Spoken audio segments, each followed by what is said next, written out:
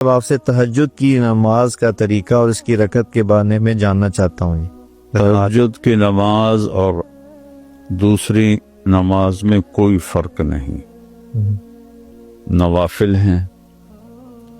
تہجد کو اللہ تعالیٰ نے بہت پسند فرمایا، اس کی بہت ترغیب دی، فرض نہیں کیا۔ تو ہمارے نبی کی جو مستقل عادت تھی، آپ 11 رکعت پڑھتے تھے، 8 نفل جی اور 3 وتر۔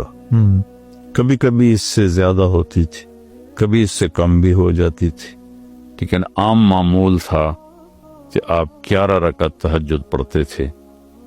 اور سبحان اللہ سبحان اللہ سبحان۔ حضرت عائشہ فرماتی ہیں کہ جب میرے حجرے میرے گھر میں ہوتے آپ، تو میں سوئی ہوتی تھی اور آپ تہجد میں کھڑے ہوتے تھے، مجھے نہیں اٹھاتے تھے۔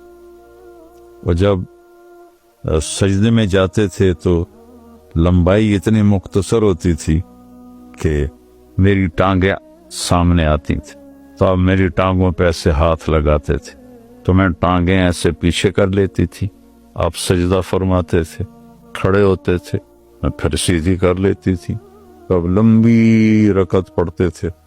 پھر جب آپ سجدے میں جاتے تھے، پھر مجھے ایسے ایسے کرتے تھے، پھر میں اپنی ٹانگیں پیچھے کر لیتی تھی اور آپ سجدہ ادا فرماتے تھے، پھر اب تحیات میں بیٹھتے تھے، پھر کھڑے ہو جاتے تھے۔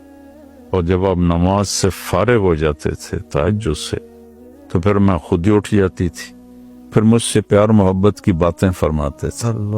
فجر کی اذان تک ایسے آپ سیدھے ہاتھ کو ٹیک اور پاؤں ایسے کر کے، ایسے نا جیسے ہم لیٹتے جی جی جی آپ ایسے لیٹ جاتے تھے، اور میں بھی سامنے ویسے ہی لیٹ جاتی تھی، اور آپ مجھ سے پیار محبت کی باتیں فرماتے کرتے رہتے، یہاں تک کہ اذان ہوتی اور بلال آ کر دستک دیتے، تو پھر آپ اٹھ کے 2 سنتیں پڑھتے اور فرض نماز پڑھانے کے لیے چلے جاتے تھے۔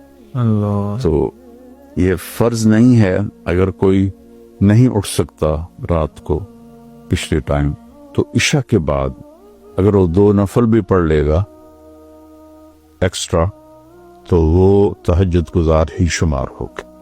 تو آپ سونے سے پہلے 2 پڑھ لیں، 11 پڑھ لیں، آپ بھی تہجد گزار ہو جائیں۔ ماشاء اللہ۔